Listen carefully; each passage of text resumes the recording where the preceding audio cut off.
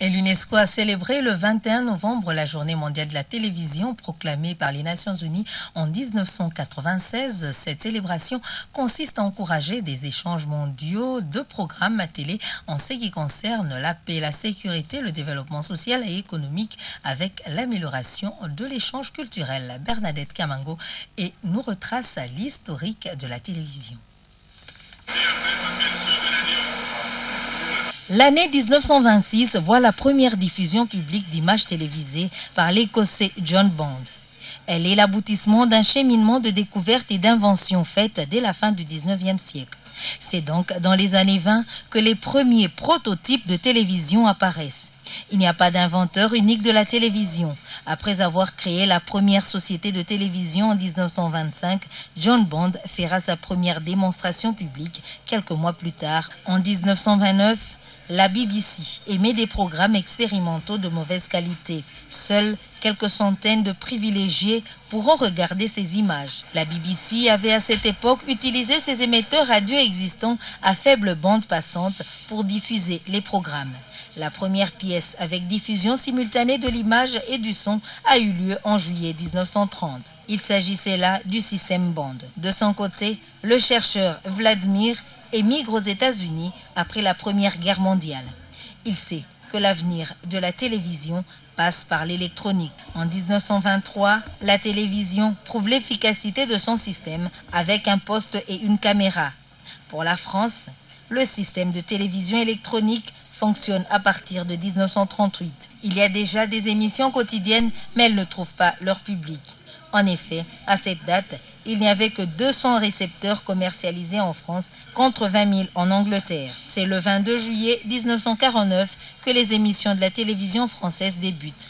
Au sujet de l'Afrique, il eut d'abord au lendemain des indépendances et dans un contexte de régime de parti unique, les toutes premières télévisions publiques. Il eut ensuite, après l'instauration du multipartisme des années 90, sur fond de crise de régime, les télévisions internationales satellites, dont les plus connues sont CNN à la fin des années 90, mais aussi la chaîne à pige Canal+ Horizon, qui a démarré en Afrique francophone par le Sénégal le 21 décembre 1991.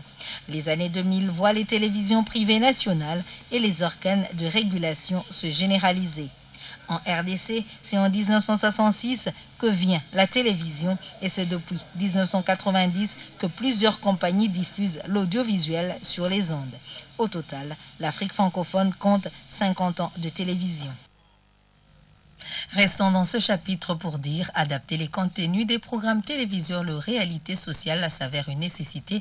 Telle est la lecture du professeur Bernard Mounsoko de l'Institut facultaire des sciences de l'information et de la communication IFASIC en ce jour où le monde a célébré la télévision. Ces propos ont été recueillis par Léontine Kazamwali, Esther Mpezomba et Bienvenue Magambo. Informer, former et divertir, tels sont les principaux rôles de la télévision. De son regard scientifique, le professeur Bernard Mounsoko pense que le rôle de la télévision dépend également d'une société à une autre, car la télévision traduit les réalités de son milieu. Pour un pays comme le nôtre, la télévision comme média diffuse des informations, diffuse des programmes qui doivent répondre aux préoccupations du public. La télévision comme média est faite par des connaisseurs et ces connaisseurs doivent faire en sorte que cette télévision traduise des préoccupations de leur public. Il indique que les chaînes de télévision quinoises comportent encore des limites, surtout dans le contenu de leurs programmes. Il s'attarde au divertissement alors que la population est à court des formations et d'informations. Ceux qui font cette télévision-là sont des Congolais.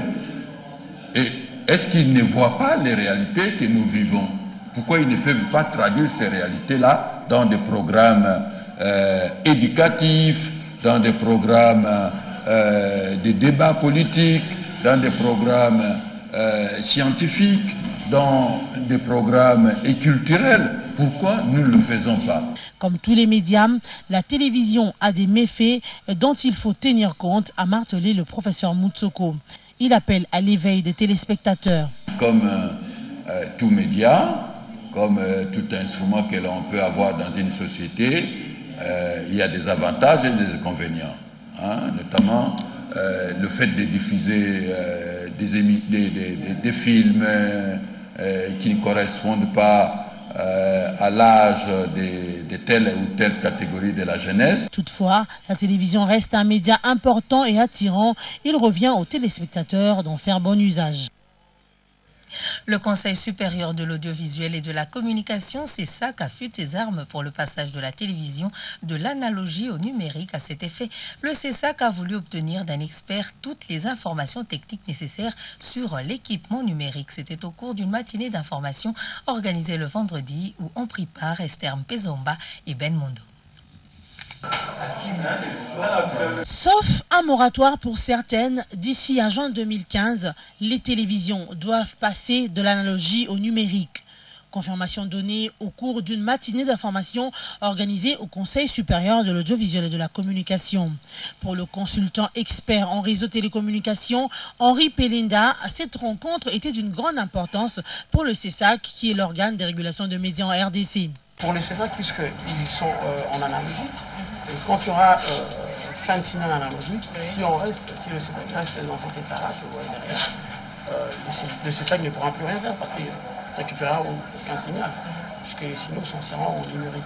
Donc du coup, le passage au numérique maintenant est primordial pour le CESAC, pour qu'ils puissent déjà commencer à scruter, mettre quelques chaînes qui sont ici au courant, des chaînes qui sont numérisées.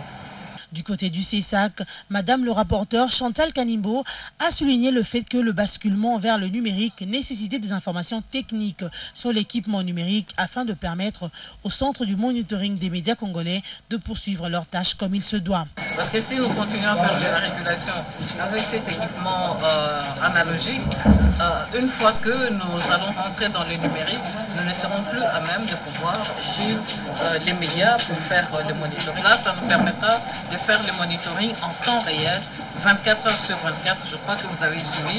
Et donc, nous pourrons à même de pouvoir constater dérapage s'il y a dérapage et de constater l'excellence s'il y a excellence dans le contenu des médias. L'adhésion à ce système numérique permettra au Centre de monitoring des médias congolais d'obtenir un traitement informatique complet avec 0 cassette, moins des papiers et un archivage numérique à durée indéterminée.